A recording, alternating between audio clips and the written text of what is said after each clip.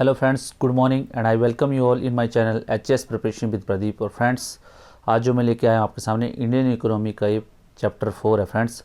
और ये जो फ्रेंड्स मेरा जो इंडियन इकोनॉमी का जो कोर्स जो मैंने डिज़ाइन किया है, ये मैंने जो स्टेट पीसीएस स्पेशली जो हिमाचल प्रदेश एडमिनिस्ट्रेटिव सर्विसेज हैं उनमें जो भी मेंस में और जो आपका प्री में जो सिलेबस आपका जो मैंसनड है उससे रिलेटेड मैं आपको लेके आया हूँ। ठीक है, ऐसे तो फ्रेंड्स आप देखो कि इंडियन इकोनॉमी एक बहुत वास्ट टॉपिक है और इसको जो पढ़ने में लोगों को बहुत कन्फ्यूज़न होता है कि कहाँ से पढ़े। ठीक है, तो मैं कोशिश ये करूँगा फ्रेंड्स कि आपको इंडियन इकोनॉमी का जो पूरा आपका जो सिलेबस है उसके अनुसार जो जितने भी लेक्चर इसके बनते हैं मैं आपके सामने लेके आऊँ। ठीक है, मेरा आपसे एक रिक्वेस्ट है फ्रेंड्स कि आप जो है जब ये मेरा लेक्चर देखते हैं आप प्लीज़ उस पर कमेंट जरूर करें कि इसमें कौन सी कमी रह गई है और किस तरह जो इसको सुधारा जा सकता है। ठीक है फ्रेंड्स, क्योंकि इसमें बहुत से ऐसा है कि जो आज मैं टॉपिक आपको पढ़ा रहा हूँ बैंकिंग का, ठीक है, इसमें बहुत से क्वेश्चन जो है आपको एग्ज़ाम में आते हैं। और फ्रेंड्स, ये जो बैंकिंग है, बैंकिंग के बारे में आपको फ्रेंड्स में एक जनरल आइडिया पढ़ा रहा हूँ। ठीक है, इसमें कोई स्पेसिफिक नहीं है या it is not for those people who are appearing for banking exam like specially जो बैंक्स के अंदर जो एग्ज़ाम्स होते हैं प्रमोशनल और जो भी स्पेशल एग्ज़ाम होते हैं, but if they want to see it उनको भी एक थोड़ा सा आइडिया मिल जाएगा। It is generally focused for the purpose of the Himachal Pradesh administrative services और the other UPSC exams like CDSE central police forces and other state governments exam like PCS exam for the group 1 and group 2 entries and the Indian economic जो services होती हैं उसके लिए। और apart from that RBI से जितने भी exam conduct होते हैं और बैंकिंग का आपका जो अगर आप जो है आईबीपीएस का कोई एग्ज़ाम दे रहे हैं तो उसके लिए भी ये जो है जो लेक्चर है ये बहुत आपके काम आने वाला है। ठीक है, तो इसमें हम पढ़ेंगे फ्रेंड्स जनरली कि बैंकिंग क्या होता है, बैंकिंग जो है इंडिया में किस तरह है। ठीक है, उसके बाद जो नॉन बैंक्स जो एनबीएफसीज होते हैं, नॉन बैंकिंग फाइनेंस कंपनी, उससे रिलेटेड है और वो जो है किस तरह जो है एनबीएफसीज जो है ऑपरेट होती है इंडिया में। और उसके बाद जो फ्रेंड जो सबसे इम्पोर्टेंट है आरबीआई, ठीक है, reserve bank of India. Reserve bank of India को इंडिया जो है किस तरह जो ऑपरेशंस जो मार्केट में करता है या किस तरह अपनी कार्रवाई करता है कि जिससे जो आपकी जो मॉनेटरी जो मार्केट में या जो इकोनॉमी में जो आपकी जो मॉनेटरी और जो क्रेडिट पॉलिसी इस तरह सेट करता है और उसको जो है क्या उसके टूल्स हैं लाइक आपकी जो टर्म्स होंगी, जैसे आपने देखा कि बैंक रेट, ठीक है, कैश रिजर्व रेशो, ठीक है, उसके बाद repo rate, reverse repo rate, ठीक है, और उसके बाद मार्जिनल स्टैंडिंग फैसिलिटी और जो दूसरे टूल्स हैं उसके फ्रेंड्स जैसे कॉल मनी मार्केट और लिक्विडिटी एडजस्टमेंट फैसिलिटी एलएएफ जिसको बोलते हैं और मार्केट स्टेबलाइजेशन स्कीम। इन सब जो ऑपरेशंस के तहत जो है आपका आरबीआई कंट्रोल करता है जो मनी एंड जो अपनी मॉनेटरी एंड क्रेडिट पॉलिसीज़ को। तो उससे रिलेटेड फ्रेंड्स हम पढ़ेंगे।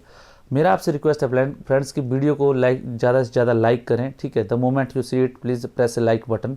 तो इससे क्या होगा फ्रेंड्स कि मेरे को थोड़ा मोटिवेशन मिलता है और वीडियोस जो है बहुत से लोग इसकी जो है ज़्यादा अप्रोच पहुंचता लोगों तक ज़्यादा इसकी अप्रोच होती है। और उसके बाद फ्रेंड्स आप जो है प्लीज़ को सब्सक्राइब जरूर कर लें। ठीक है, ताकि आपको कोई भी आपको अगर मैं नया वीडियो आता है तो आपको जो जल्दी से जल्दी वो मिल जाए और आपकी जो जल्दी से तैयारी हो जाए। क्योंकि आपको पता है कि जो एचएस के एग्ज़ाम्स हैं जिन लोगों ने फिलअप किया हुआ है उस जो है 26 ऑफ अभी जो दिस मंथ आने वाला है 26 ऑफ सितंबर, तो उससे पहले मेरी ये कोशिश रहेगी फ्रेंड्स कि ऑलमोस्ट जो प्री में जो है आपको कम से कम जो 60 to 70% जो सिलेबस मैंने कर दिया है, ताकि अगर आप जो है एग्ज़ाम में जाए तो वहाँ पे friends you could score at least 60 to 70% marks. और उससे क्या होगा फ्रेंड्स, जब आप एग्ज़ाम में अब इतने मार्क्स अगर आप स्कोर करोगे तो डेफिनेटली आपको एग्ज़ाम में पास होने से कोई नहीं रोक सकता, provided if you have seen all of my videos then you can rank it कि इसमें क्या है क्या नहीं है। ठीक है, तो अगर किसी ने अगर मेरे कोई और वीडियोस नहीं देखे हैं तो प्लीज़ बटन को सब्सक्राइब करें। वहाँ पे जो प्ले लिस्ट है, प्ले लिस्ट पर आप जाएँ फ्रेंड्स। प्ले लिस्ट पर जो है आपको बहुत से सारे वीडियोस जो है आपको हिमाचल हिस्ट्री से रिलेटेड, उसके बाद हिमाचल रिवर्स टेम्पल्स और दूसरे जितने भी सीरीज़ हैं फ्रेंड्स, मैंने इंडियन जियोग्राफी है, इंडियन पॉलिटी है, इंडियन इकोनॉमी है, इंडियन जो मॉडर्न हिस्ट्री है, इससे बारे में बहुत से वीडियोस बनाए हुए हैं जो कि आपके एग्ज़ाम में, चाहे आपका प्री एग्ज़ाम है चाहे मेंस हैं, वो मैंने इसको फोकस में रख के बनाए हुए हैं एचएएस को फोकस में या दूसरी हिमाचल प्रदेश जितनी भी गवर्नमेंट सर्विसेज होती हैं। अगर आप ये एग्ज़ाम्स ये जितने भी आप जो है वीडियोस देख लोगे तो डेफिनेटली आपको जो है अपने अंदर डिफरेंस जो है अपने आप जो महसूस होना शुरू हो जाएगा। तो प्लीज़ आप जो है देख लें जरूर इन सब वीडियोज़ को, और प्लीज़ आप सब्सक्राइब जरूर कर लें। तो let us start today's lecture, वो है Indian economy that is banking in India. अभी फ्रेंड्स बैंकिंग जो होती है फ्रेंड्स किस तरह इंडिया में होती है, आओ उसको हम समझते हैं। सबसे पहले जो इसमें जो बैंकिंग में जो कार्य था फाइनेंशियल इंस्टीट्यूशन, ठीक है फ्रेंड्स। तो फाइनेंशियल इंस्टीट्यूशन है, जनरली हम इसको बोलते हैं बैंक्स एंड नॉन बैंक्स, ठीक है फ्रेंड्स। बैंक क्या होता है फ्रेंड, बैंक क्या होता है कि आपसे कोई भी ऐसी संस्था है जो आपसे पैसे लेती है, ठीक है, और उसको आपके डिपॉजिट, जिसको डिपॉजिट बोलते हैं, और उसको डिपॉजिट को आगे जो लोन में दे देती है, ठीक है। और इसी के बीच में जो है, बीच में जब भी आपको जो मनी चाहिए होता है, ठीक है, आपको मनी चाहिए तो आप अपने जाके जो बैंक जाके जो आप अपना डिपॉजिट से आप मनी जो है निकाल सकते हैं। अदरवाइज आप जो है लोन के थ्रू जो है पैसा निकाल सकते हैं। तो ऐसी इंस्टीट्यूट को हम बोलते हैं बैंक्स, ठीक है। और बैंक्स क्या है फ्रेंड, अभी तो इसको अगर हम डेफिनेशन पढ़ें तो bank is a financial institution engaged in primarily in mobilising deposit and forwarding loans, ठीक है friend. The deposit and loan are highly differentiated in nature, ठीक है। तो डिपॉजिट है फ्रेंड्स और लोन्स है, उसमें सबसे बड़ा डिफरेंस क्या होता है, इंटरेस्ट का, कि आपको जो ब्याज मिलता है। क्योंकि आप डिपॉजिट जो देते हैं फ्रेंड्स, आप क्या करते हैं कि आपके पास सरप्लस मनी है, एक आपके पास अगर मान लो सरप्लस मनी है, तो आप क्या करते हैं, आपकी इनकम से जो सरप्लस मनी हो रहा है आप उसको बैंक में डिपॉजिट कर देते हो, ठीक है। जैसे ही आप बैंक में डिपॉजिट करते हो तो आपको क्या है, उसका फ्रेंड्स क्या होता है कि आपको उसका इंटरेस्ट रेट मिलता है, जो कि प्रेजेंट रेट में जैसे आपका फिक्स डिपॉजिट होता है, और उसी तरह जो है एक जो है आपका सेविंग डिपॉजिट होता है, ठीक है। तो फिक्स डिपॉजिट में फ्रेंड्स आपको क्या है कुछ ज़्यादा इंटरेस्ट मिलता है, और सेविंग में आपको थोड़ा कम मिलता है, ठीक है। तो फ्रेंड उससे क्या होता है कि आपका जो है आप और उसी पैसे को जो बैंक आगे लोन पे देता है, जो आगे रिक्वायरमेंट है उसको इन्वेस्ट करता है, और उसी से जो इनकम होती है इसकी वो अपनी सैलरीज और सैलरीज एंड इंफ्रास्ट्रक्चर्स और जो अदर जो रिक्वायरमेंट्स होती है बैंक की, उसको रखने के बाद जो है आपको देता है, ठीक है। और उसमें क्या है, जो आपका पैसा होता है फ्रेंड दैट इज़ इंश्योर्ड होता है। अभी जो आपको देखा हो DIGCC के जो अभी एक्ट में जो पार्लियामेंट में चेंज किया गया, अभी जो अप टू 5 लाख तक जो है आपका जो मनी है बैंक में दैट विल बी सिक्योर्ड, ठीक है। तो ये आपको इससे इस तरह कनेक्ट करना आना चाहिए, ठीक है।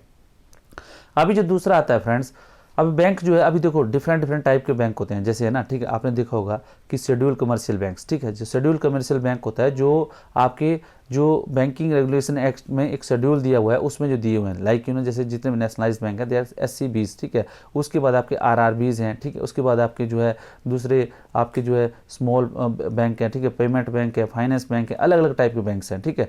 तो प्लीज़ इसमें इससे ज़्यादा आपको लेना देना नहीं है, क्योंकि friends it has nothing to do with your HS exams, ठीक है। तो आपको इतना पढ़ना है। अब HS एग्जाम में दूसरा जो रोल आता है फ्रेंड, उसमें आता है आपका सबसे ज़्यादा दैट कम्स ऑफ NBFCs। अब आप सिलेबस में जाके देखोगे GS पेपर 3 में, तो वहाँ पे NBFC non banking finance companies, it is particularly this topic was particularly given in syllabus, ठीक है। तो आप जो उसको NBFCs के बारे में थोड़ा सा मैं डिटेल में आपको फ्रेंड्स बताऊंगा कि NBFCs क्या होती है, ठीक है।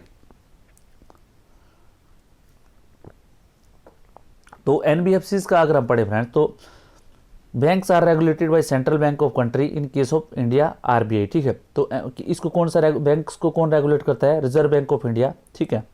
और सेंट्रल बैंक्स जो जिस भी कंट्री का रहेगा, ठीक है, यूरोपियन सेंट्रल बैंक, यूरोप की जो जितनी भी इकोनॉमीज़ हैं, जितनी भी कंट्रीज़ हैं, उनके उसको कंट्रोल करता है। उसी तरह जो है अमेरिका का जो फेडरल रिजर्व है, ठीक है फ्रेंड्स, ठीक है। तो फेडरल रिजर्व क्या करता है, जो अमेरिकन बैंक है उनको रेगुलेट करता है, ठीक है। तो इसी तरह जो बांग्लादेश का रिजर्व बैंक है, उसके श्रीलंका का रिजर्व बैंक ऑफ श्रीलंका है। तो इस तरह इनका अपना अपना बैंक है, सेंट्रल बैंक, जो इनके बैंक्स को कंट्रोल करता है, ठीक है friend. The another category of financial institution, जो दूसरी जो फाइनेंशियल इंस्टीट्यूशन की जो दूसरी कैटेगरी है जिसको हम पढ़ेंगे, that is called non bank. जो नॉन बैंक है, नॉन बैंक में नॉन बैंकिंग फाइनेंस कंपनीज है। अभी इनका क्या है, दे आर, अगर देखे जाए इनमें तो friends they are equally important with the banks, और ठीक है बैंक की तरह इनका पूरी कार्य प्रणाली है, लेकिन थोड़ा सा जो माइन्यूट सा डिफरेंस है वही जो है इनको जो बैंक से डिफ्रेंशिएट करता है, ठीक है। इनका क्या function is almost similar, but main difference the highly simplified. जो मेन डिफरेंस अगर देखा जाए हाईली सिंप्लीफाइड है, तो क्या है, being that it does not allow its depositor to withdraw money from the account. अभी क्या होता है फ्रेंड्स, जो नॉन बैंकिंग जो फाइनेंस कंपनीज होती है फ्रेंड्स, जो भी कंपनीज हैं, ठीक है, वो क्या करते हैं कि अपने जो डिपॉजिटर्स हैं इनमें से क्या है, किसी को भी जब वो चाहे तो पैसा जो है वो निकालने के लिए डिमांड डिपॉजिट जिसको बोलते हैं, डिमांड डिपॉजिट मोमेंट की आपके पास जो आपने बैंक में पैसा जमा किया है, आप जाते हो, ठीक है, आप एक पे इन स्लिप भरते हो वहाँ पे, अदरवाइज क्या करते हो, पे इन स्लिप नहीं है तो अगर आपके पास चेक बुक है तो चेक से आप चेक काटते हो, आप जो अपना पैसा निकाल सकते हो, ठीक है, वो सेविंग अकाउंट में था, ठीक है। और एफडीज अगर आपके हैं तो एफडीज में आप जो है कुछ एक टाइम लिमिट के बाद ही आप निकाल सकते हो, otherwise you can break your FDs और व्हाटएवर, ठीक है, जो आपको पेनल्टी पड़े। लेकिन इसमें क्या होता है फ्रेंड्स, जो नॉन बैंकिंग फाइनेंस कंपनीज में क्या होता है कि जो भी पैसा आपने एनबीएफसीज में डिपॉजिट किया होता है, you can not withdraw it any of the time, like you know you go to the bank और आपने एक पे इन स्लिप भरा और आपको मिल जाएगा, ठीक है। बट यहाँ पे you won't get that type of facilities in non banking, ठीक है, फाइनेंस कंपनीज, ठीक है, that is the biggest difference. Okay friends, उसके बाद non banking financial company, it is an heterogeneous group of institution, ठीक है। स्पेलिंग के लिए friends I am sorry for that, कुछ स्पेलिंग मिस्टेक्स हो गई होगी, because you know I am equivalently मैं कर रहा होता हूँ, प्रिपेयर भी कर रहा होता हूँ और साथ में इतना टाइम लगता नहीं है कि मैं आपको ये सब जो है देख सकूँ, ठीक है। तो आप जो है just try to understand the word eye views of the things, कि किस तरह जो है ये चीज़ें जो है मूव हो रही हैं। बट आपको एक मेरा ये पर्पज़ रहता है कि आपको जो है एक जो है आइडिया पूरा दिया जाए, ताकि the moment you sit in the exam, तो आपको एग्जाम में जो जनरल क्वेश्चन होते हैं you can crack them with your flying colours, यही मेरा पर्पज़ रहता है, ठीक है। तो NBFC is an heterogeneous group of institution other than commercial and cooperative banks, ठीक है, परफॉर्म्ड फाइनेंशियली इंटरमीडिएशन, ये क्या करें, फाइनेंशियली इंटरमीडिएशन करती है इन अ वेरियस बेस, क्या करती है, कैसे, जैसे एक्सेप्टिंग डिपॉजिट, जो मैंने बोला डिपॉजिट तो लेती है, बट डिपॉजिट में आपको जब मर्जी आपको पैसा वापस नहीं मिलता है, डिमांड डिपॉजिट नहीं होता, ठीक है। मेकिंग लोन्स एंड एडवांसेस, ठीक है, लीजिंग, हायर परचेज एटसेट्रा, ठीक है, लीजिंग में काम करती है, हायर परचेज भी ये करती हैं, ठीक है। They can not have certain activities as their principal business, वो जो कुछ एक्टिविटी है उनका सर्टेन वो प्रिंसिपल बिजनेस में वो इंक्लूड नहीं कर सकती, वो क्या कर सकती हैं, जैसे एग्रीकल्चरल, ठीक है, एग्रीकल्चर में कोई भी जो है एग्रीकल्चर लोन नहीं दे सकती, एग्रीकल्चर जो डिपॉजिट नहीं ले सकती, ये सब चीज़ें एग्रीकल्चर में कुछ नहीं कर सकती, ठीक है।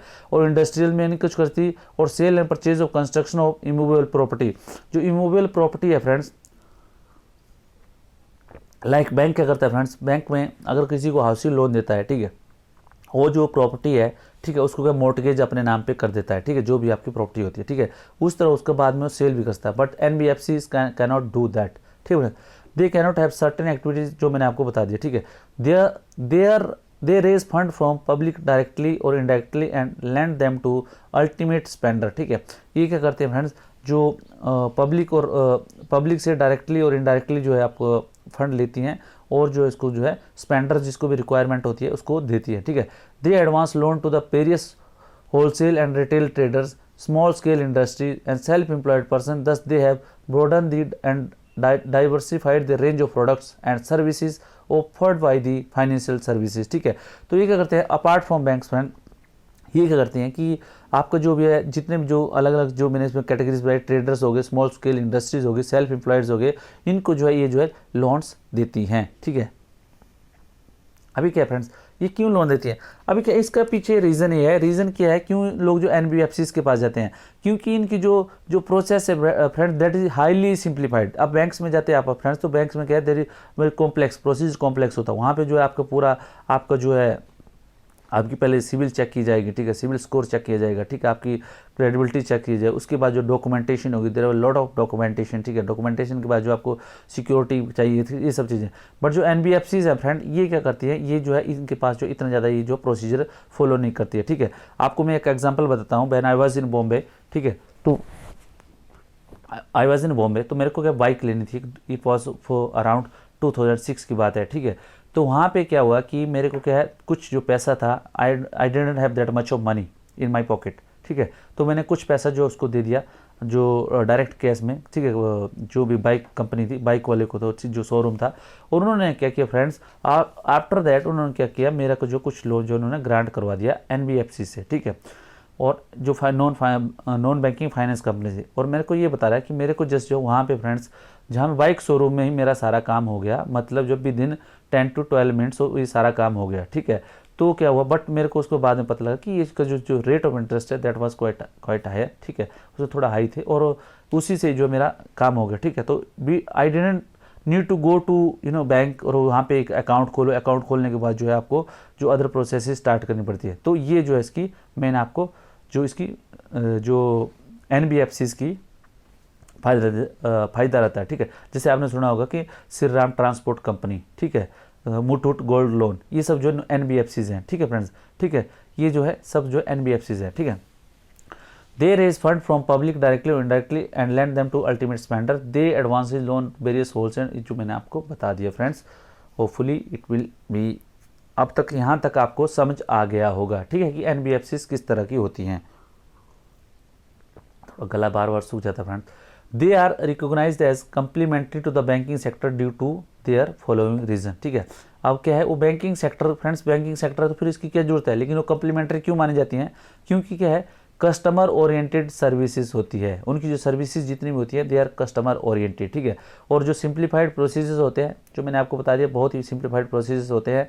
Attractive rates of return on deposit, ठीक है। और जो आपके जो rate of return and deposit में फ्रेंड्स, इट्स हाईली रिस्की, आपको पता थोड़ा रिस्क है इसमें, क्योंकि आपको जो आपका डिपॉजिट है दैट इज़ नॉट इंश्योर्ड, ठीक है। तो उसमें क्या है, हाई आपको रिटर्न मिलते हैं, ठीक है। तो जैसे नॉर्मल जो आपको मैंने बताया था FDs में, अगर आप प्रेजेंट डेट में अगर 5 या 6% अगर आपका इंटरेस्ट रेट है, तो आपको ये दूसरी जो NBFCs हैं they can give you up to 8% और 9%, बट क्या है, दैट इज़ क्वाइट रिस्की, ठीक है। और दूसरा क्या है फ्रेंड्स, कि इनका जो डिपॉजिट्स होता है फ्रेंड्स, ये जो है आपका डिपॉजिट अलग अलग लेवल में अट्रैक्टिव रेट ऑफ रिटर्न, और आपका जैसे बैंकिंग्स में कुछ ऐसे रेगुलेशन है कि आपको जो है, अगर आपका 15 करोड़ से नीचे है तो आपको जो एक इंटरेस्ट रेट मिलेगा, लेकिन ये जो है, ये जो NBFC वाले हैं दे कैन आपका जो है रेट, जो है इंटरेस्ट रेट भी वो भी एडजस्ट कर लेते हैं, ठीक है। और उसको attractive rate of return on deposit मैंने बता दिया। Flexibility and flexibility, oh sorry, ये नर्स की जगह नहीं होना था, ठीक है। इट्स थोड़ा सा इसमें क्या है, flexibility and timeliness in meeting, ठीक है। नर्स से कहाँ से आ गया word, it's not nurse but it's timeliness, ठीक है। TIMELINESS, ठीक है। Timeliness in meeting the credit needs of this specified sector, ठीक है। अगर किसी भी सेक्टर को या किसी भी पर्टिकुलर पर्सन को अगर जो है उनको जल्दी ये चाहिए, जो मैंने आपको बताया एक बाइक वाला, जब मैं परचेज कर रहा था बाइक का एग्जांपल जो मैंने बताया, तो वो जो है इतना इजीली जो है, आप देखो कितने इजीली आपको अवेलेबल हो जाता है, ठीक है फ्रेंड्स। उसके बाद friends RBI the regulator of, इनका जो बैंकिंग का तो रेगुलेटर फ्रेंड्स RBI है, बट NBFC का, कुछ NBFC का जो रेगुलेटर है वो बैंक RBI है, ठीक है। और उसमें क्या है, और कुछ का अदर जो इसके रेगुलेटर्स हैं वो है, ठीक है। तो RBI the regulator of NBFC has given very wide definition of such companies, ठीक है। तो RBI कैसे डिफाइन करता है इनको, NBFCs को, financial institution formed as a company इन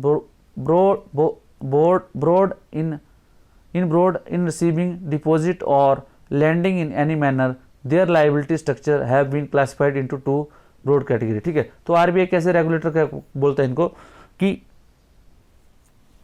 ये financial institution formed as a company involve in receiving deposit और लैंडिंग इन एनी मैनर, ठीक है फ्रेंड्स। तो आपको फिर से डेफिनेशन इसकी याद रहनी है कि RBI कैसे डिफाइन करता है NBFCs को। ये financial institution formed as a company, ठीक है। ये जो company act formed as a company, मतलब कंपनी एक्ट के तहत जो इसको फॉर्म किया जाता है, ठीक है, दैट इज कंपनी एक्ट 1956, ठीक है। और उसके बाद क्या है, formed as a company involve in receiving deposit और लैंडिंग इन एनी मैनर, जो आप डिपॉजिट लेती है और लैंड करती है, मतलब आगे उधार देती है, ठीक है, इस जो किसी मैनर में, तो इसको बोलते हैं फाइनेंशियल, इसको बोलते हैं NBFCs हैं। एंड दे वन क्लास, उसको क्या है, दो ब्रॉड कैटेगरीज में इनको जो है डिवाइड किया गया था। They are deposit taking NBFCs, ठीक है, डिपॉजिट टेकिंग NBFCs, ठीक है, and non deposit taking NBFCs, ठीक है। डिपॉजिट टेकिंग और नॉन डिपॉजिट टेकिंग, ठीक है। स्पेलिंग के लिए फिर जो फ्रेंड्स, सॉरी, इधर जो है here it must be deposit, ठीक है, deposit taking and non deposit taking. और उसके बाद friends it is mandatory for NBFCs to get itself registered with RBI, ठीक है। और NBFCs को ये बहुत इंपॉर्टेंट है कि आपको जो RBI के साथ जो है रजिस्टर्ड होए, ठीक है। As a deposit taking company for registration they need to be a company incorporated under the company act 1956। और इसके लिए क्या है फ्रेंड्स, अगर RBI में इनको रजिस्टर्ड होना है तो एज ए कंपनी जो है they must be registered with registrar of company as per the company act 1956 and should have a minimum net owned fund, ठीक है। और उसके बाद जो नेट ओन्ड जो फंड है फ्रेंड्स, इनका जो है it should not be less than 2 crore, ठीक है। तो इनका जो नेट ओन्ड फंड है फ्रेंड्स 2 करोड़ अगर आपके पास है तो यू कैन फॉर्म्ड NBFCs, ठीक है। और अभी जो फ्रेंड्स होता है एट प्रेजेंट जो है, यू कैन चेक इट, इसका जो थोड़ा जो कंपनीज का जो NBFCs का है, इसको हो सकता है थोड़ा कम कर दिया होगा, ठीक है। NBFC बनाने के लिए नेट ओन्ड फंड जो है ये जो है चेंज होता रहता है, ठीक है। और ठीक है फ्रेंड्स, और उसके बाद टू obviate द regulations, certain categories of NBFCs which are regulated by financial regulator are exempted from the regulatory control of RBI, ठीक है। तो इसमें क्या फ्रेंड्स, अब ये दिया गया है कि कुछ जो NBFCs होती हैं वो जो है अब जो उनको क्या करेंगे कि उनके लिए रेगुलेटर जो अलग बना दिया, क्योंकि वो स्पेसिफिक पर्पस के लिए काम करती है, ठीक है। तो उसी स्पेसिफिक पर्पस के लिए उनका रेगुलेटर भी बना दिए गए, जैसे इंश्योरेंस कंपनी होगी, ठीक है। उसी तरह फ्रेंड्स हाउसिंग कंपनी होगी, हाउसिंग फाइनेंस कंपनी होगी, ठीक है। उसके बाद निधि कंपनी होगी, चिट फंड हो गए, इन सब के लिए क्या है फ्रेंड्स, इनके लिए जो है अलग जो रेगुलेटर्स जो है अलग अलग हैं। तो आपको जो फ्रेंड्स यहाँ से 1 नंबर का क्वेश्चन यहाँ से कई बार पूछा जा सकता है, तो प्लीज़ जो मैं बता रहा हूँ आपको, ये आप लाइन्स आपको ध्यान में रखनी है, ठीक है। उसमें क्या है, जो वेंचर कैपिटल फंड होता है, ठीक है, मर्चेंट बैंक्स होते हैं, stock holding firm, stock broking firms हो गया, जैसे एंजल ब्रोकिंग हो गया आपका, ठीक है, और SMC जैसे SMC वगैरह है, ये सब को है, इनके लिए क्या है, इसका SEBI registered and regulate them. SEBI जो है, जो security exchange board of India, इसको सेबी बोलते हैं, ठीक है। ये क्या करता है फ्रेंड्स, ये जो आपको इसके जो चेयरमैन आपको पता होगा UK सिन्हा जी है, ये क्या करता है आपको कि जितने भी ये जो मर्चेंट बैंक्स हो गया, स्टॉक ब्रोकिंग फर्म्स हो गया, ठीक है, और ये जो वेंचर कैपिटल फंड है, ये इनका जो है रेगुलेटर्स हैं, ठीक है, ये इनका रेगुलेटर्स हैं, और यही जो इनका इसके अंडर जो इनको रजिस्टर्ड होता है, ठीक है। उसके बाद इंश्योरेंस कंपनी होगी फ्रेंड, इंश्योरेंस कंपनी ये भी रजिस्टर्ड होती हैं, regulated by IRDA, insurance development and regulatory authorities बोलते हैं, insurance development and regulatory authority, इसको IRDA, ठीक है, insurance regulatory and development authorities को IRDA, ठीक है। इसके अंदर जितने भी इंश्योरेंस कंपनीज हैं, इनको जो है रजिस्टर्ड एंड रेगुलेट किया जाता है। उसके बाद में हाउसिंग फाइनेंस कंपनीज फ्रेंड्स, एक नेशनल हाउसिंग बैंक के द्वारा, ठीक है, जितनी भी जो हाउसिंग फाइनेंस कंपनी है, पर जो आपने देखो प्राइवेट जो हाउसिंग फाइनेंस कंपनी है, ठीक है, वो जो है friends they are regulated by the national housing bank, ठीक है फ्रेंड्स, NHB, ठीक है। उसके बाद क्या, निधि कंपनीज जो है फ्रेंड्स, जो जितनी भी निधि कंपनी होती है उसको regulated by the ministry of corporate affairs, ठीक है, अंडर दी कंपनी एक्ट 1956, ठीक है। वो जो निधि कंपनीज हैं they are ministry of corporate affairs जो इनको करती हैं, ठीक। उसके बाद चिट फंड कंपनी फ्रेंड्स, आपने देखा शारदा चिट फंड घोटाला, ठीक है, तो ये आप देखो चिट फंड कंपनी, ठीक है। तो ये किसके द्वारा, it is registered and regulated by the state, ठीक है, government under the state by respective state government. जिस ये चिट फंड कंपनी बनती है, चिट फंड क्या करती है कि जैसे आपको कुछ लोगों से पैसा लिया दिया, ऐसे चिट फंड कंपनी टाइप बनती है, तो उसको स्टेट जो इसको जो चिट फंड कंपनी एक्ट का जो है, जैसे आपने बताया कि रिस्पेक्टिव स्टेट द्वारा इसको जो चिट फंड एक्ट 1982 है, इसके तहत जो है रजिस्टर्ड एंड रेगुलेटेड होती है, ठीक है। और इसके बाद फ्रेंड्स ये जो निधि है, चिट फंड जो मैंने बताया आपको, MNBCs वगैरह, ये सब के बारे में फ्रेंड्स, ये जो आप जो है प्लीज़ आपको ये इससे it has nothing to do with your examination point of view, तो प्लीज़ इसको एक्सप्लेन नहीं किया, otherwise it is there in the other chapters of this book, ठीक है। उसके बाद friends some of the important regulation relating to acceptance of deposit by NBFCs, ठीक है। अगर फ्रेंड्स NBFCs जो है जो डिपॉजिट लेती हैं फ्रेंड्स, उनके जो है रेगुलेशन के लिए, ठीक है, इम्पोर्टेंट जो रूल्स बनाए गए हैं, रेगुलेशंस बनाए गए हैं NBFCs के लिए, वो क्या क्या है, ठीक है।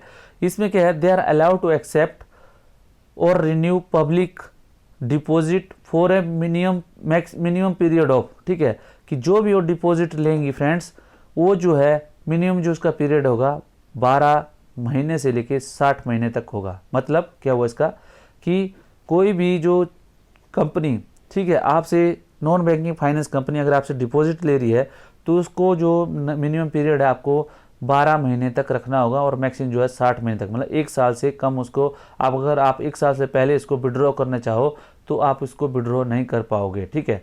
और हो सकता है आपको जो इंटरेस्ट रेट है वो भी पेनल इंटरेस्ट रेट पड़ जाए, ठीक है।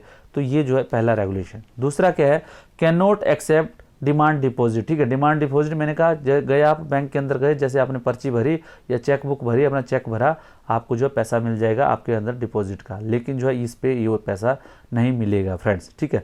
Can not offer interest rate higher than the ceiling rate prescribed by RBI, ठीक है। आरबीआई ने क्या है फ्रेंड्स, एक सीलिंग रेट जो है, एक मतलब टॉप लेवल, मतलब सबसे ऊपर के जो एक ऊपर लेवल का जो एक इंटरेस्ट रेट रखा है। आप जो उस इंटरेस्ट रेट से ज़्यादा जो है आप इंटरेस्ट रेट से ज़्यादा आप जो है नहीं दे सकते, ठीक है। अगर आपने इंटरेस्ट रेट से ज़्यादा इंटरेस्ट दिया तो आपको जो है यू आर तब जो है फिर आप जो है फिर चिट फंड जो आपको एनबीएफसी के रेगुलेशन के तहत जो है आपको फिर जो है आपको उसमें जो है आप दोषी पाए जा सकते हैं, ठीक है। उसके बाद क्या है, शुड है minimum investment grade credit rating, ठीक है। और इसके क्या है कि आपके जो इन्वेस्टमेंट ग्रेड जो क्रेडिट रेटिंग होती है, जैसे आपको पता है जो क्रेडिट रेटिंग फर्म्स है, सिविल है, ठीक है, उसके बाद क्रिशिल है, उसके बाद जो इकरा है, ठीक है, उसके बाद जो आपकी अलग अलग जो फर्म्स है क्रेडिट रेटिंग की, ठीक है, वो जो है आपको जो है ये आपको इन्वेस्टमेंट ग्रेड के लिए जो अगर आपको वो ग्रेड नहीं दिया है उन्होंने अपनी रैंकिंग में, तो आप जो you can not do NBFC business, ठीक है। उसके बाद friends can not offer interest rate higher than the ceiling rate prescribed, वो बता दिया।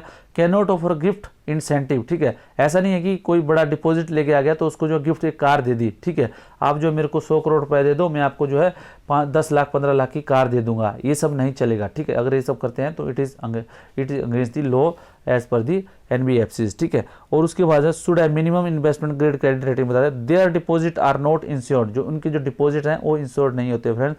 And the repayment of deposit by NBFC is not guaranteed by RBI, ठीक है। जो रिपेमेंट ऑफ डिपॉजिट है फ्रेंड्स, अगर आप बैंक में कोई डिपॉजिट करते हैं फ्रेंड्स तो it is insured by the RBI, ठीक है। इंश्योरेंस भी होता है उसको आरबीआई जो कंट्रोल, लेकिन अगर एनबीएफसी में करते हैं आप तो it is not insured by the, it is not insured by the RBI, ठीक है। ये जो आरबीआई तो कैन नॉट ऑफर इंटरेस्ट बता दिया, कैन नॉट ऑफर शुड है minimum not guaranteed by the repayment of deposit by NBFC is not guaranteed by RBI। उसके बाद friends need to maintain capital adequacy ratio norms as prescribed by RBI. जिस तरह RBI capital adequacy इसको बोलते हैं capital adequacy ratio, जिसको CAR ratio बोलते हैं। मतलब क्या हुआ फ्रेंड्स की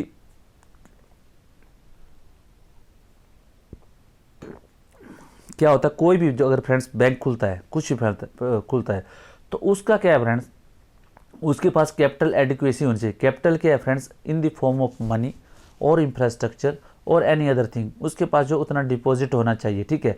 उसके पास जो है उतना, जैसे आपको अभी जैसे मान लो कोई नेट ओन्ड फंड है, ठीक है, और उसके बाद कुछ और फंड है, तो उसको क्या है आपको इतना जितना भी आपका डिपॉजिट है उसका कुछ परसेंटेज, ठीक है, कुछ भी है, आपको जो है capital adequacy ratio that must be fulfilled, ठीक है, वो जो पूरी होनी चाहिए। The NBFCs registered with RBI have different type depending on the main business, ठीक है। उसी तरह फ्रेंड्स जो NBFCs हैं वो जो है जो RBI के पास रजिस्टर्ड होती हैं, वो क्या है उनका जो बिजनेस है फ्रेंड्स, उसी बेस पे जो उनको अलग अलग टाइप में आप जो इसको डिफरेंट टाइप में आप जो इसको बिजनेस के हिसाब से जो आपको डिफरेंट टाइप में आप जो बता सकते हैं। वो कौन कौन सा, इक्विपमेंट लीजिंग कंपनी, ठीक है। इक्विपमेंट लीजिंग कंपनीज क्या होती है फ्रेंड्स, आपको जैसे कोई इक्विपमेंट्स दे दिया, ठीक है, लाइक कोई भी आपके जो है लीज पे आपकी जो कोई कार है, कोई गाड़ी है, कोई मोटर है, कोई इक्विपमेंट्स है, कोई दूसरी रिक्वायरमेंट है, लाइक एक्सरे मशीन है, ठीक है, कुछ भी है, उसको जो है लीज करना है तो उसको लिए जो फाइनेंस करते हैं इक्विपमेंट लीजिंग कंपनीज को, लीजिंग ऑफ इक्विपमेंट्स ये काम रहता है, ठीक है, एक तो, ठीक है। दूसरी के hire purchase company, hire purchase मतलब हायर परचेज क्या है कि आपका जैसे मान लो कोई व्हीकल है उसको हायर करना है, परचेज करना है, उसके लिए जो भी आपकी जो एनबीएफसी जो है उसको लोन देती है, कुछ भी पैसा देती है, तो उसको बोलते हैं हायर परचेज कंपनी। और उसके बाद लोन कंपनी जो ओनली जो फॉरवर्ड जो है लोन ही करती है, ठीक है। उसके बाद क्या फ्रेंड, इन्वेस्टमेंट कंपनी, ठीक है, buying and selling of securities, जो आपको दिखा हो कि एंजल ब्रोकिंग जिस तरह मैंने बोला आपको, और ये एसएमसीज हो गया, ठीक है। दूसरा जो हो गया जैसे एसबीआई में डिपॉजिटरी सर्विसेज होती है, ये सब जो है ये जो है इनका काम क्या हुआ, इन्वेस्टमेंट कंपनी, ठीक है। अब क्या friends, NBFC has been reclassified into 3 categories, ठीक है। जो एनबीएफसीज हैं फ्रेंड उनको 3 कैटेगरी में आपको क्लासिफाई किया हुआ है। कौन कौन सी कैटेगरीज हैं वो फ्रेंड्स, असेट फाइनेंस कंपनी, ठीक है, असेट फाइनेंस कंपनी के बाद इन्वेस्टमेंट कंपनी, ठीक है, और उसके बाद जो है लोन कंपनी, ठीक है। Under this classification an asset finance company is defined as a financial institution whose principal business is that of financing the physical asset which support various productive and economic activity in the country. Such NBFCs are supposed to play a very vital role in financing infrastructure project in, ठीक है, in government of India, ठीक है। तो ये जो अलग जो जितने फाइनेंशियल प्रोजेक्ट है उनको जो है ये जो है पैसा देती है, ठीक है। और उसके बाद क्या है, डिवेंचर रिडम्पशन, ठीक है। डिवेंचर जो होता है रिडम्पशन, ठीक है। The norm for NBFC which raise capital through debenture, ठीक है। ये क्या करती है, जो रेज करती है मनी फ्रेंड्स, जो डिवेंचर्स होते हैं, एक टाइप ऑफ इंस्ट्रूमेंट होता है, जैसे शेयर्स होता है, ठीक है, बॉन्ड होता है, ठीक है, उसी तरह एक डिवेंचर होता है, ठीक है। तो शेयर्स में क्या होता है फ्रेंड्स कि आपने क्या हिस्सेदारी दे देते हो आप कंपनी को, आपने कंपनी फ्लोट की, ठीक है, आपको पता है कुछ आपकी मार्केट से आपको जरूरत है पैसे की, ठीक है, तो आप क्या करते हैं, जो कंपनी के जो शेयर्स होते हैं उसको दे देते हैं, ठीक है, तो उसको बोलते हैं शेयर, ठीक है। उसी तरह फ्रेंड्स बॉन्ड्स होते हैं कि आप जो है मार्केट से पैसा उठाते हैं, आप बोलते हैं कि जो कुछ सालों बाद जो हम आपको इतना पैसा दे देंगे, ठीक है, बॉन्ड होता है पक्का, ठीक है। उसके बाद क्या होता है फ्रेंड्स, डिवेंचर भी एक जो है उसी तरह एक जो एनबीएफसी का मार्केट से पैसा रेज करने का एक जो है इंस्ट्रूमेंट है, which raise capital through debenture have become stricter after the new company act 2013 came into effect, ठीक है। उसमें क्या है, they need to create a debenture redemption reserve, ठीक है, डिवेंचर रिडम्पशन रिजर्व उनको जो है बनाना पड़ेगा, account out of the profit, so to be used only to redeem the debenture, ठीक है। The corpus of debenture redemption reserve should be at least 50% of the amount raise through debenture, ठीक है। ये सब जो है डिवेंचर के बारे में। अभी friends let us not study about it, इतना जो है काफ़ी हो जाएगा आपके, ठीक है फ्रेंड्स, ये आपका हो गया। अभी जो है फ्रेंड्स आपका आएगा रिजर्व बैंक ऑफ इंडिया, ठीक है फ्रेंड्स। तो रिजर्व बैंक ऑफ इंडिया के बारे में हम जो है अभी थोड़ा सा पढ़ेंगे।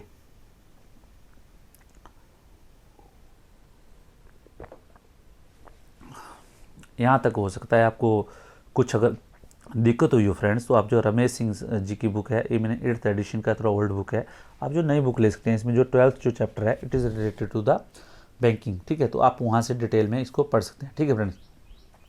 अब जो friends reserve bank of India, ठीक है, रिजर्व बैंक ऑफ इंडिया क्या होता है, reserve bank of India was set up in 1935, ठीक है, 1935 में जो इसको सेटअप किया गया था एज ए प्राइवेट बैंक, ठीक है, ये आपको पता होना चाहिए, ठीक है। 1935 में जो इसको सेटअप किया गया था एज ए प्राइवेट बैंक, और उसको जो under the act of RBI act 1934, ठीक है, आरबीआई एक्ट 1934 उस टाइम जो ब्रिटिश गवर्नमेंट थी उन्होंने पास किया था, तो उसके तहत ही जो है एक बैंक प्राइवेट बैंक की स्थापना की गई थी, उसको रिजर्व बैंक ऑफ इंडिया 1935 में, ठीक है फ्रेंड्स, ये आपको पता होना चाहिए। इसमें क्या था, बैंक के अलावा इसको 2 फंक्शन दिए गए थे, ठीक है, क्या फंक्शन दिए गए थे, regulation and control of banks in India, ठीक है, जितने भी जो इंडिया में जो बैंक्स थे उनका जो रेगुलेशन करना है, कंट्रोल करना है, and being the banker of the government, और गवर्नमेंट को जितने भी पैसे की जरूरत पड़ती थी उसके लिए जो पैसा प्रोवाइड करना होता था, ये जो है बैंकर एक्ट जो आरबीआई एक्ट 1934 के तहत जो बना था एक्ट, उसके तहत, ठीक है। लेकिन क्या हो फ्रेंड्स, आफ्टर नेशनलाइजेशन, तो जो आरबीआई का जो नेशनलाइजेशन मतलब राष्ट्रीयकरण कब हो गया, 1949 में, ठीक है, it emerged as the central banking body of India, ठीक है, और उसके बाद central banking body of India के एमर्ज हुआ, and it did not remain a bank, उसके बाद क्या है, ये बैंक नहीं रहा, इसको क्या हो गया, इन द टेक्निकल सेंस में क्या है, ये बैंक नहीं रहा फ्रेंड्स, ठीक है, ये क्या हो गया, since then the government have been handing over, उसके बाद क्या है फ्रेंड्स, इसका जो बैंक का नहीं रहा, इसका जो टेक्निकल लेवल में देखा जाए, टेक्निकल जो डेफिनेशन है कि आपको डिपॉजिट लेना और आगे देना, ठीक है, तो आरबीआई तो डिपॉजिट लेता नहीं है, ठीक है, तो इसका क्या है, जो इसके जो फंक्शंस हैं वो अलग अलग से इसको फंक्शन दे दिए गए, ठीक है। तो इसमें क्या किया गया, since the after nationalization there are lot of function which has been handed over to the RBI which stand today as given below, वो कौन से फंक्शन है फ्रेंड, लेट अस स्टडी दोस फंक्शन, ठीक है। तो फ्रेंड्स आरबीआई से related जो है आपको बहुत से एग्जाम में क्वेश्चन पूछा जाता है, तो आप प्लीज़ आपको ये आपको पता होना चाहिए कि आरबीआई से क्या है, ठीक है।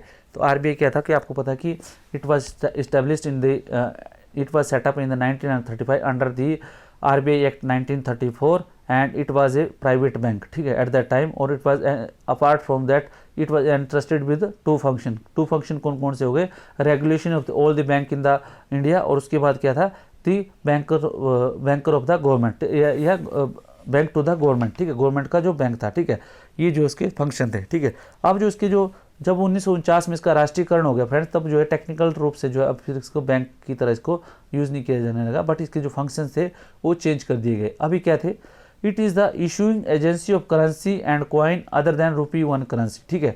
₹1 की जो करेंसी है फ्रेंड, उसके अलावा जितने भी जो कंट्री के अंदर जो करेंसी जो जितनी भी प्रिंट होगी या मिंट होगी जो भी होगी वो जो है आरबीआई के द्वारा दी जाएगी, ठीक है। एक्सेप्ट जो ₹1 की जो करेंसी है friend, it is issued by the Ministry of Finance itself with the signature of the Finance Secretary, ठीक है। फिनेंस सेक्रेटरी के इसमें साइन होते हैं नोट पे, ₹1 के नोट पे, ठीक है। अदरवाइज जितने भी नोट होते हैं, बाकी जितने भी नोट्स होते हैं उसमें जो फ्रेंड्स आरबीआई गवर्नर के साइन होते हैं, ठीक है friend. Distributing agency for currency and coin issued by the government of India, ठीक है। और जितने भी जो करेंसी एंड कॉइन्स हैं फ्रेंड्स, उनको जो है डिस्ट्रीब्यूट करने का इसका जो पर्पस होता है, ठीक है। इसके लिए क्या करता है, अपनी जो चेस्ट बनाता है अलग अलग जगह में, ठीक है, चेस्ट देता है और बैंकों को जो है सप्लाई करता है, ठीक है। ये जो आरबीआई ड्यूरिंग डिस्ट्रीब्यूशन, ठीक है, एक तो क्या है प्रिंटिंग का है, ठीक है, करेंसी एंड कॉइन को प्रिंटिंग है, और दूसरा का डिस्ट्रीब्यूशन करता है। तीसरा क्या है friends, banker to the government, ठीक है, banker of the government, government को जो भी पैसे की जरूरत पड़ती है तो आरबीआई प्रोवाइड करता है, ठीक है। ये तो बैंकर्स है गवर्नमेंट का। और उसके बाद क्या है, बैंक ऑफ द बैंक्स, ठीक है।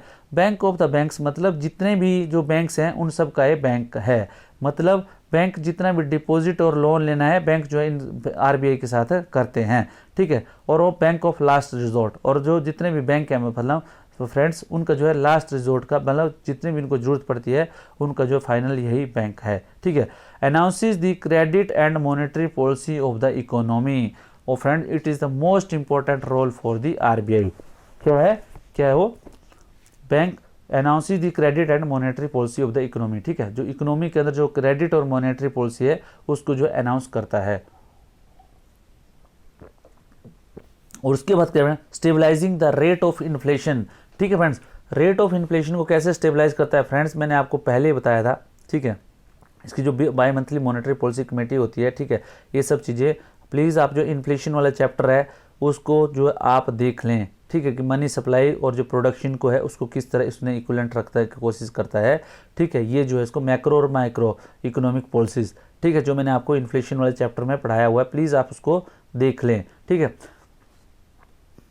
उसके बाद क्या है friends, stabilisation the rate of rupee, ठीक है। रेट ऑफ रुपी क्या होता है फ्रेंड, जो दूसरी जितनी भी करेंसीज हैं, जैसे चाइनीज रेनबी है, ठीक है, जापान का डॉलर है, ठीक है, यूएस का डॉलर है, ऑस्ट्रेलियन डॉलर है, ठीक है।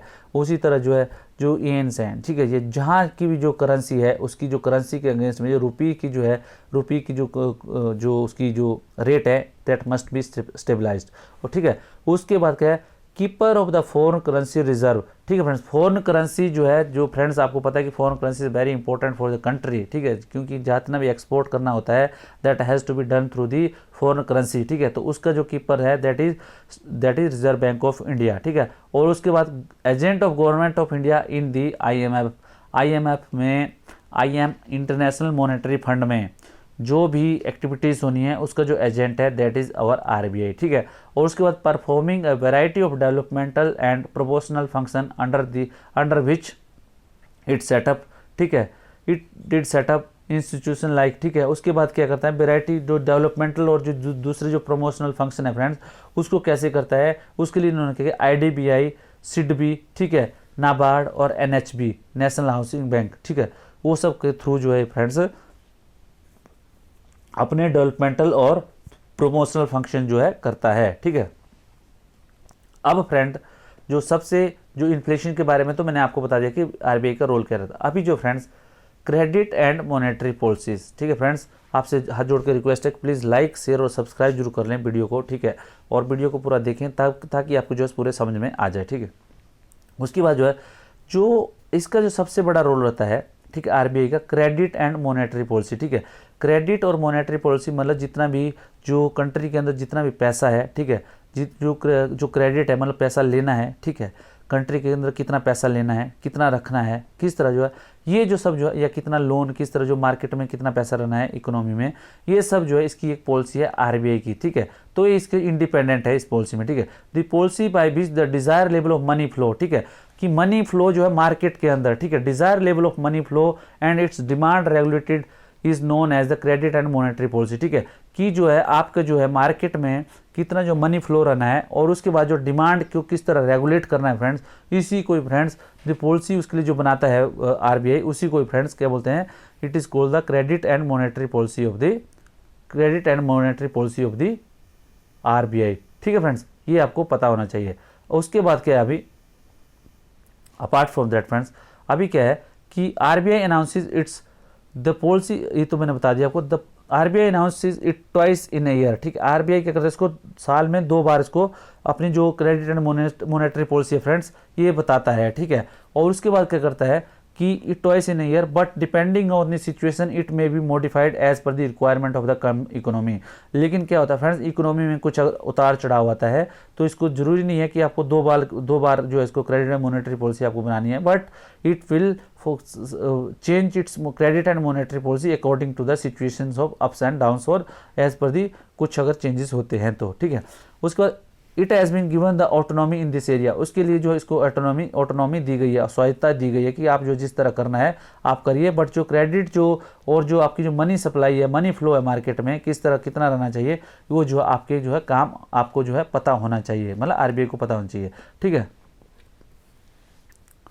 उसके बाद क्या फ्रेंड्स की ये फ्रेंड्स ये बहुत एक थोड़ा सा फिर स्पेलिंग मिस्टेक, आरबीआई होना था इधर। ठीक है, RBI uses many instrument to support,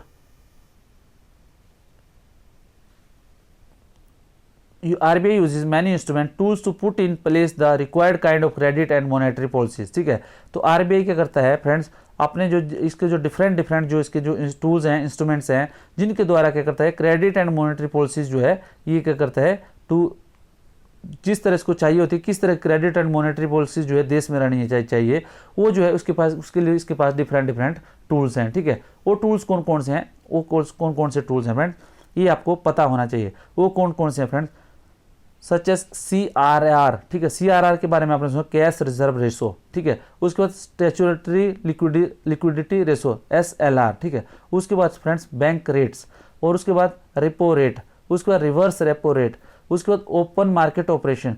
इसके थ्रू जो है ये जो अपने जो मार्केट में जितने मनी सप्लाई है उसको फ्रेंड्स से कंट्रोल करता है through its credit and monetary policy जिसको बोलते हैं। तो क्रेडिट एंड मॉनेटरी पॉलिसी को कंट्रोल करने के लिए कौन कौन से टूल है, they are CRR, SLR, bank rate, repo rate, reverse repo rate, open market operation and so on. ठीक है, और उसके बाद by which it keep the control on the credit and monetary policy of the market.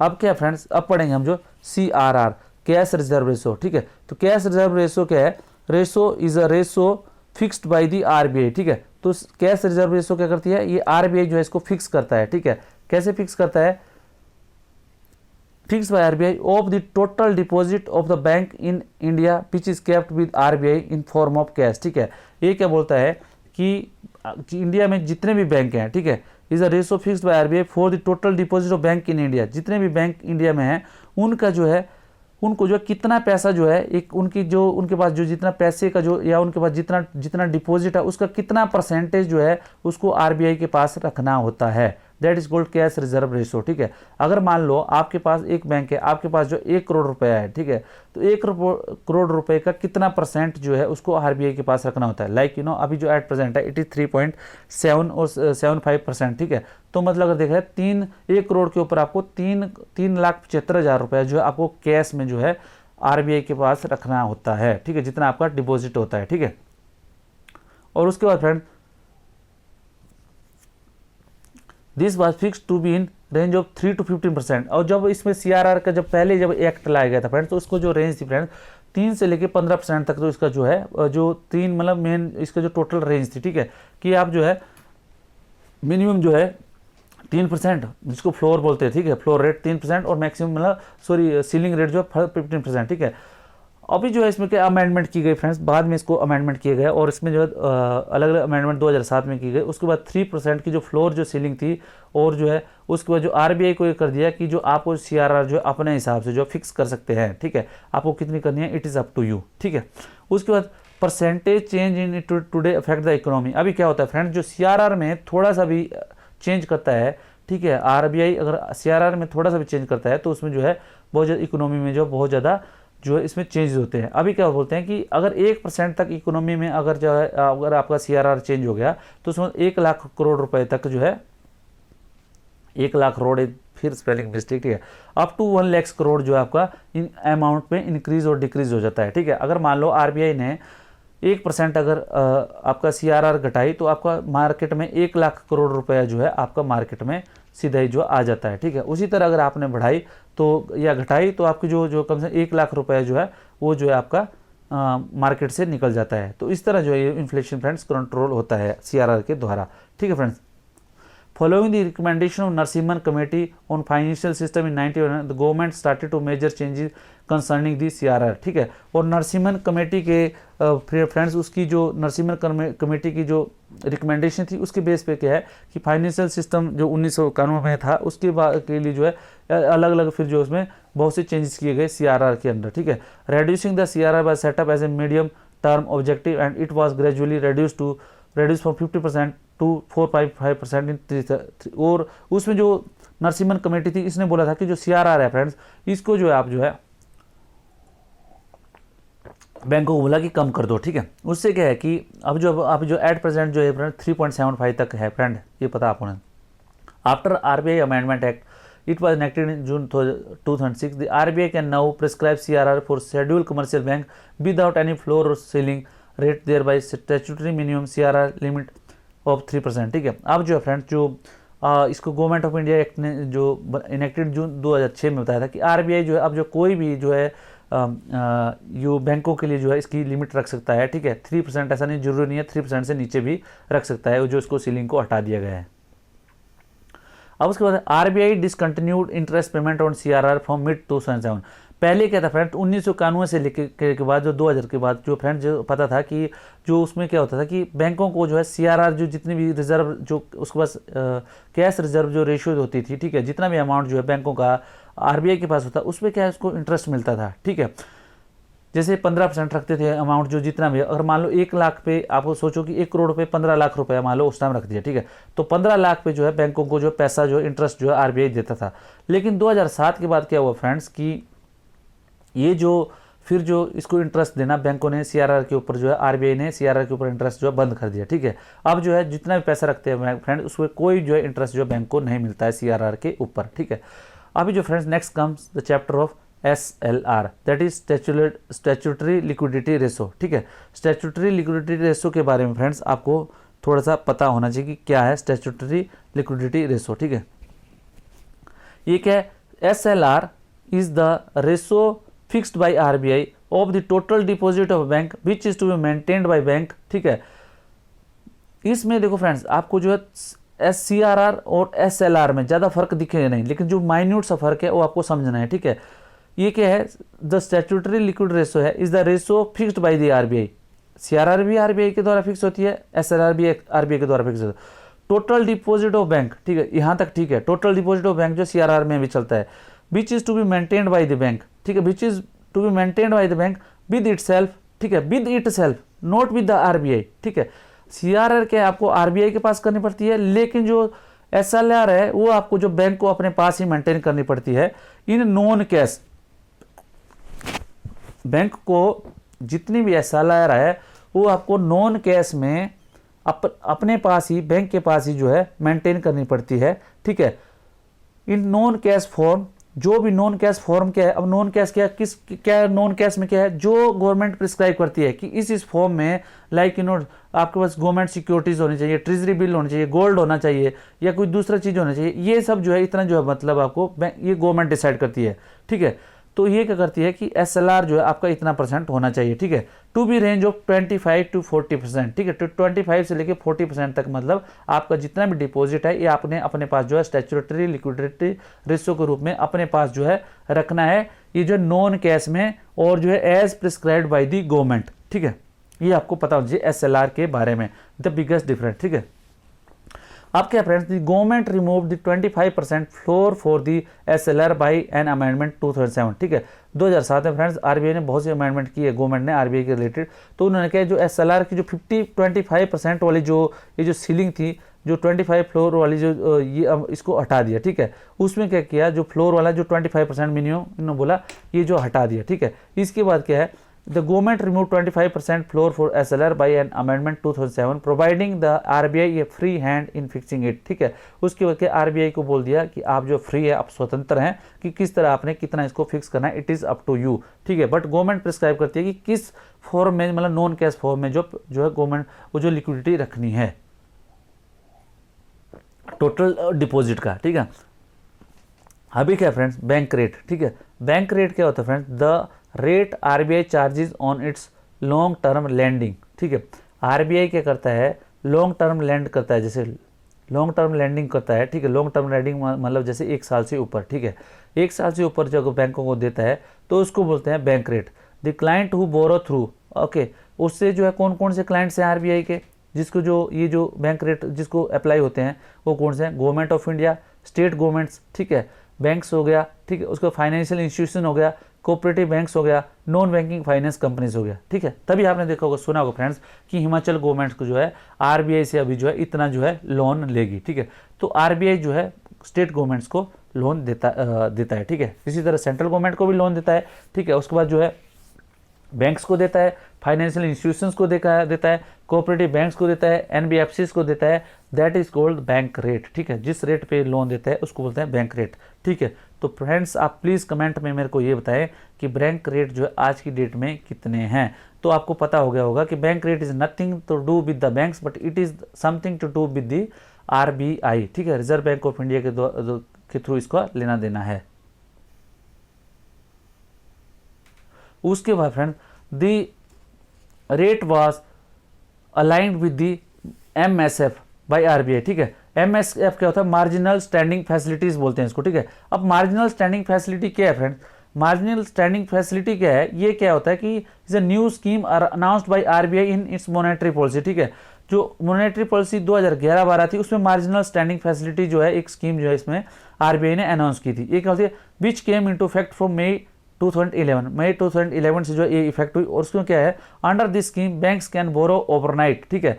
इसमें क्या है कि banks जो है ओवरनाइट मतलब एक रात के लिए जो वो जो बोरो कर सकते हैं fund up to 1% of their net demand and time liability, ठीक है। जितने भी बैंक की जो NTDL net time and demand liabilities, मतलब जितना भी फंड बैंक के पास जमा है, जो जिसमें डिपॉजिट में और सेविंग में, ठीक है, उसमें जितना भी फंड जो है बैंक के पास जो जमा है उसका जो 1% जो है वो आप जो मार्जिनल स्टैंडिंग फैसिलिटी स्कीम के तहत जो है एक रात के लिए बैंक जो है RBI से ले सकता है, ठीक है, from the RBI at the interest rate of 1%, ठीक है। उसमें क्या है, इंटरेस्ट रेट क्या रहेगा, 1% higher than the current repo rate, जो भी रेपो रेट रहेगी उससे 1% हायर रेट पे जो आपको बैंक से आपको RBI से बैंक जो है ले सकता है लोन, ठीक है। और in an attempt to strengthen the rupee and checking its falling exchange rate, the RBI increase the gap between repo and MSF to 3%, ठीक है।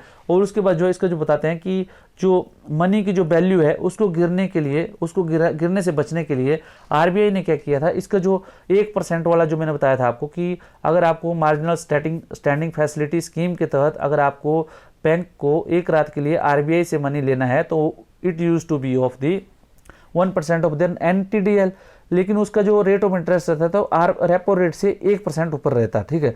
लेकिन क्या अभी जो इसकी जो फॉलिंग रूपी, अगर रूपी की जो वैल्यू कहीं गिर ना जाए इसके लिए क्या कर दिया, अब जो उसको कर दिया 3% जो डिफरेंस होना चाहिए मार्जिनल स्टैंडिंग फैसिलिटी में और रेपो रेट में। मतलब अगर रेपो रेट 3% है आपकी तो 6% पे आपको जो है एक रात के लिए जो है बैंक से RBI से आपको 1% ऑफ योर NTDL का जो है पैसा मिल जाएगा, ठीक है फ्रेंड्स। ये आपको मार्जिनल स्टैंडिंग फैसिलिटी से रिलेटेड है। अब फ्रेंड्स सबसे इंपॉर्टेंट एक और चीज़ आती है रेपो रेट, ठीक है। रेपो रेट जो फ्रेंड्स बहुत से लोग जो इसमें कंफ्यूज होते हैं, ठीक है।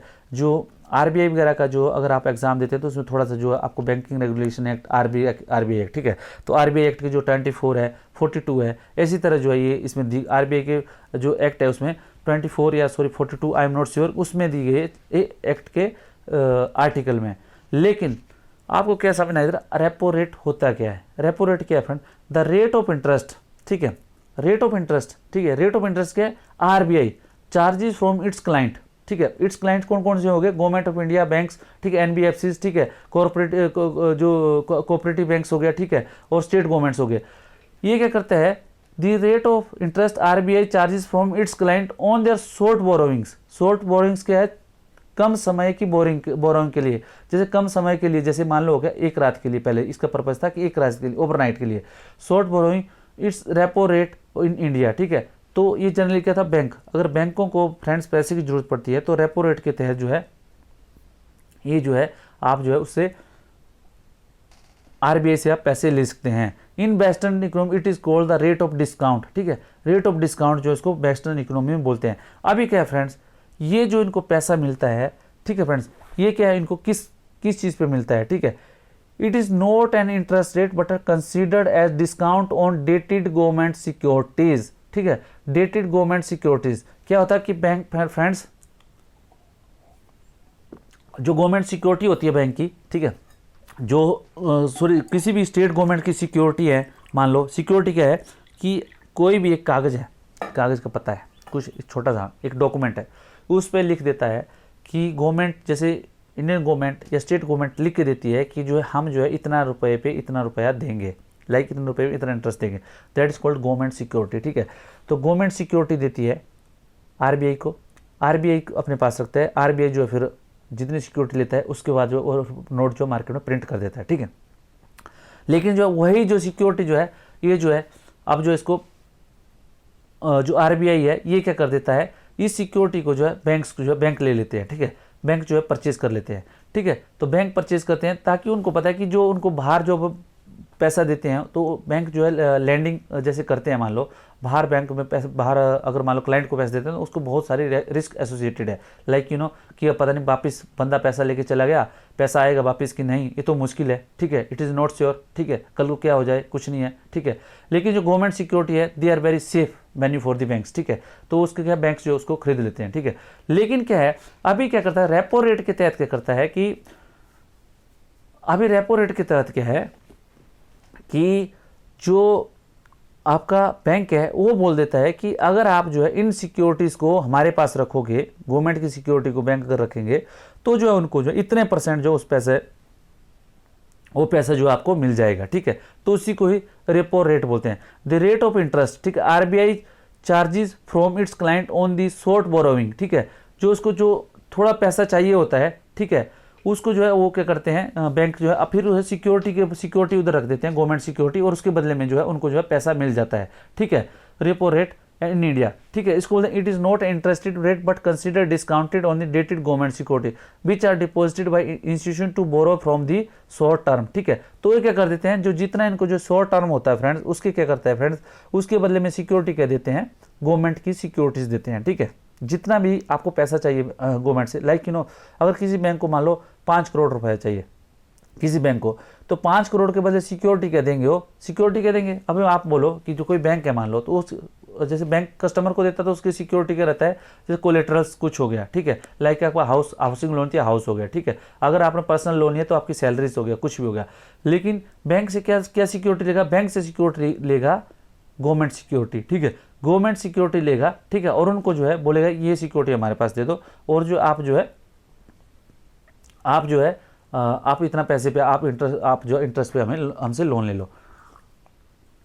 तो उसी तरह जो ये चलता है सिस्टम, ठीक है। तो उसी को बोलते हैं कैश, इसको बोलते हैं रेपो रेट, ठीक है। तो रेपो रेट क्या होता है, it is the rate of interest RBI charges from its client on their short borrowing is repo rate, और इसकी क्या होता है, गवर्नमेंट की डेटेड सिक्योरिटीज पे होता है, which are deposited by the institution to borrow from the short term when they got released their security from RBI. और जब ये आरबीआई से जब सिक्योरिटी रिलीज करते हैं friends, the value of the security lost by current repo rate, ठीक है। तो उसमें क्या होता है फ्रेंड्स, जो वैल्यू ऑफ सिक्योरिटी जो होती है फ्रेंड्स, वो क्या करती है कि जो आपका जो करंट रेपो रेट्स होता है, जिस रेपो रेट की तरह तो उन्होंने लिया होता है फ्रेंड्स, जो इंटरेस्ट जो उनको पे करना पड़ता है, तो नेचुरली जो है आपने अगर मान लो गवर्नमेंट की सिक्योरिटी 7% में ली थी, ठीक है, एक लंबे टर्म के लिए, लेकिन वहीं पे उन गवर्नमेंट की सिक्योरिटी को रखने के बाद क्या होता है फ्रेंड्स, आपको लोन लेना पड़ रहा है, तो आपको उस लोन की जो कॉस्ट देनी पड़ती है नेचुरली वो जो है सिक्योरिटी से आपको नेचुरली थोड़ा कम होगी, समझे ना आप, ठीक है। तो जैसे आपने मान लो समझ नहीं आया, जैसे आपने गवर्नमेंट से सिक्योरिटीली, ठीक है, सिक्योरिटीली आपने उसके पास फंड दे दिया, ठीक है, गवर्नमेंट को, ये आपने आरबीआई से सिक्योरिटीली और आपने उसको फंड दे दिया, ठीक है। तो फंड जो दिया फ्रेंड्स, जो फंड दिया उसकी वैल्यू आपका जो, फिर आपको जरूरत पड़ी, फिर आपने जो सिक्योरिटी जो वापस आरबीआई को दे दी, ठीक है। तो आरबीआई को देने से जो आपको जो फ्रेंड्स आपको जो लॉस हुआ है, ठीक है, वो जो इंटरेस्ट आपने दिया तो वो आपको जो है उसका सिक्योरिटी का तो लॉस ही हुआ ना, ठीक है। तो आपको उसकी थोड़ी वैल्यू तो कम हो जाएगी सिक्योरिटी की। तो यही जो है इसका ये पर्पज़ है, ठीक है, ताकि आपकी जो है मार्केट में मनी कंट्रोल हो जाता है, ठीक है, उससे ही उसके रेपो रेट से, ठीक है। अभी क्या है, आरबीआई इंट्रोड्यूस्ड टर्म रेपो, इसको क्या अभी जो है एक टर्म रेपो हो गया, अब पहले क्या था रेपो रेट, अब टर्म रेपो रेट हो गया, ठीक है। टर्म रेपो रेट के अक्टूबर 2013 से आरबीआई ने स्टार्ट किए, और क्या है उसके लिए क्या है 7, 14 और 28 दिन के लिए, ठीक है, 7, 14 और 28 दिनों के लिए जो है ये रेपो टर्म रेपो जो है शुरू किया, ठीक है। रिजर्व उसी तरह रिवर्स रेपो रेट में it is a rate of interest the RBI pays to client who offer short term loan to it, ठीक है। उसी तरह फ्रेंड्स जो रिवर्स रेपो में क्या होता है फ्रेंड्स कि बैंक जो है पैसे जो है आरबीआई के पास रख देता है, ठीक है, आरबीआई के पास रख देता है, तो उसको जो इंटरेस्ट रेट जो होता है मिलता है आरबीआई को बैंक से, उसको बोलते हैं रिवर्स रेपो रेट, ठीक है फ्रेंड्स। तो रिवर्स रेपो रेट, ठीक है, तो रिवर्स रेपो रेट क्या है कि ये जो है आरबीआई करता है अपना फंड जो है, अपना फंड जो बैंक है अपना फंड जो है आरबीआई को देते हैं। रेपो रेट में क्या है, बैंक जो है आरबीआई को फंड देता है, उनकी जो सिक्योरिटी जो गवर्नमेंट सिक्योरिटी है वो अपने पास रख देता है, ठीक है।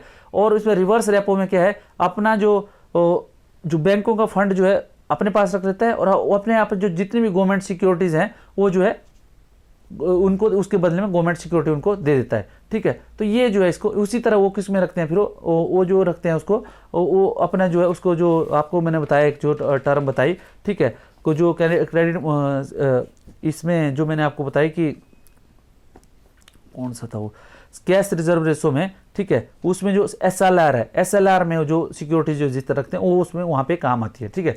तो reverse repo rate it is a rate of interest of the RBI pays to the client who offers short term loan to it, ठीक है। और इसका जो रेट होता है फ्रेंड जो आपका रेपो रेट से 1% ऊपर रहता है, ठीक है। In practice institution India parks their surplus fund with RBI and earn interest on it, ठीक है। अब क्या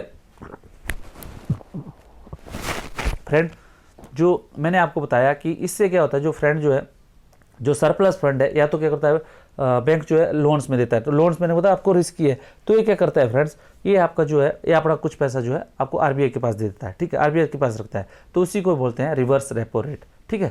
तो रिवर्स रेपो रेट में, और उसके बाद क्या है फ्रेंड्स कि जो बैंक जो है ये किसको लोन दे देता है, बैंक जो आरबीआई को जब लोन देता है तो उसको रिवर्स रेपो रेट बोलते हैं, और उसके बदले बैंक क्या है सिक्योरिटीज वगैरह उससे ले लेते हैं, ठीक है, किससे, आरबीआई से। किसकी सिक्योरिटीज लेते हैं, गवर्नमेंट्स की सिक्योरिटीज लेते हैं। तो friends it's a reverse cycle, ठीक है, रिवर्स साइकिल, ठीक है। तो I think it is clear to you. अभी जो friends in practice institution India park their surplus fund with RBI and can earn interest on it has a bearing on the interest rate, ठीक है। इससे क्या होता है जो market में जो इंटरेस्ट रेट है, जैसे हाउसिंग लोन पे इंटरेस्ट है या दूसरे पर्सनल लोन है, कार लोन है, व्हीकल लोन है, इंडस्ट्रियल लोन है, एमएसएमई सेक्टर से, एग्रीकल्चर लोन्स हैं, इन सब के ऊपर जो है फिर इसका फर्क पड़ता है, ठीक है। उसके बाद क्या फ्रेंड्स जो अदर टूल्स हैं क्रेडिट एंड मॉनेटरी पॉलिसीज को कंट्रोल करने के लिए, वो क्या है कॉल मनी मार्केट, ठीक है। कॉल मनी मार्केट क्या होता है, the call money market is an important segment of money market where borrowing and lending of fund takes place in overnight, ठीक है। वहाँ पे क्या जो बोरोइंग है और जो फंडिंग है ये सब जो एक रात के लिए होता है, ठीक है, बैंक्स का आपस में, ठीक है। तो and lending funds take place overnight basis. Participant in the call money market in India currently include schedule commercial bank, ये जो आपस में शेड्यूल कमर्शियल बैंक आपस में पार्टिसिपेट करते हैं। इसमें क्या है फ्रेंड्स जो कॉल मनी मार्केट में कौन कौन से बैंक है, जो कोऑपरेटिव बैंक है, ठीक है, और कोऑपरेटिव बैंक्स, ठीक है, जो इसमें जो एक्सक्लूडिंग रीजनल रूरल बैंक्स, ठीक है, कोऑपरेटिव बैंक्स, और जो लैंड डेवलपमेंट बैंक्स है इसको छोड़ के, और इंश्योरेंस प्रूडेंशियल लिमिट्स, ये सब जो है outstanding borrowing and lending transaction in the call money market for reach of these entities are specified by the RBI, ठीक है। इसमें जो ओनली जो शेड्यूल कमर्शियल बैंक जो कॉल मनी मार्केट में पार्टिसिपेट कर सकते हैं, दैट इज मतलब एक रात के लिए जो पैसा आपस में एक्सचेंज कर सकते हैं, फंड ले सकते हैं, बोरो कर सकते हैं। बट जो उसमें कोऑपरेटिव बैंक्स और जो दूसरे जो जैसे इंश्योरेंस वाले हो गए, ठीक है, रीजनल रूरल बैंक्स हो गए, और जो land development bank can participate, but जो कोऑपरेटिव बैंक्स हैं ये सब जो है इसमें पार्टिसिपेट नहीं कर सकते, ठीक है।